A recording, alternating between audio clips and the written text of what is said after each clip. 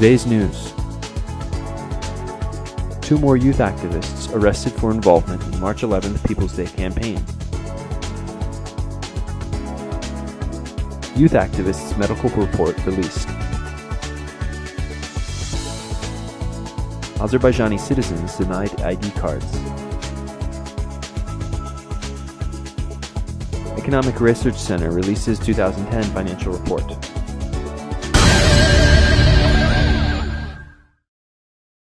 Yesterday saw the arrest of 2 more youth activists during the run-up to the Great People's Day campaign, which has seen a flurry of Facebook activity discussing a possible protest on the 11th of March. Sakhavat Sultanlı is a member of the opposition party, Musavat, and Rashad Akhundov is an independent youth activist. The former is charged with car vandalism, the latter with driving without the necessary vehicle documentation. This brings the number of youth activists in prison up to 5. Tensions have been running high this week, with 3 other youth activists already in prison.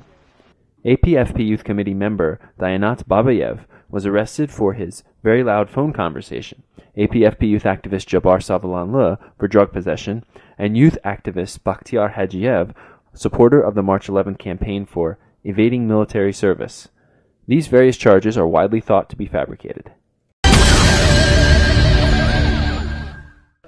Today, March 9th, imprisoned youth activist Jabar Savalanlı met his lawyers Anar Gasimov and Asabali Mustafayev in prison. Savalanlı has been accused of drug possession, a charge widely agreed to be fabricated.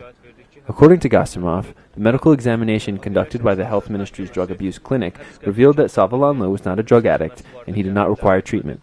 The document did not rule out that the youth activist could have used drugs. The lawyer predicts that the document will be used against Savalanlı. Their motion for an alternative examination was rejected.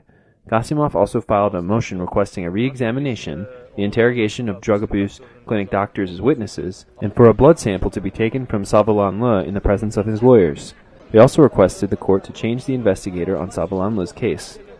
Azerbaijan Popular Front Party youth member Jabar Savalanlı was arrested on February 5, 2011. He's being charged with drug possession, but it is widely thought that his arrest was politically motivated, linked to criticism of the government posted on social networking sites. 30,000 Azerbaijani citizens cannot get identification documents, announced Alovset Aliyev, the head of the Azerbaijan Migration Center, at a press conference today. According to Aliyev, human trafficking victims are among those lacking identification documents. He reported that 74 court cases on the identification documents are currently under consideration. Aliyev held the State Migration Service primarily responsible for these problems. These are mostly people who arrived in Azerbaijan before the law on citizenship took effect. Even though Hatay and Garadak district courts ruled to provide identification documents for those people, the Migration Service will not approve their citizenship.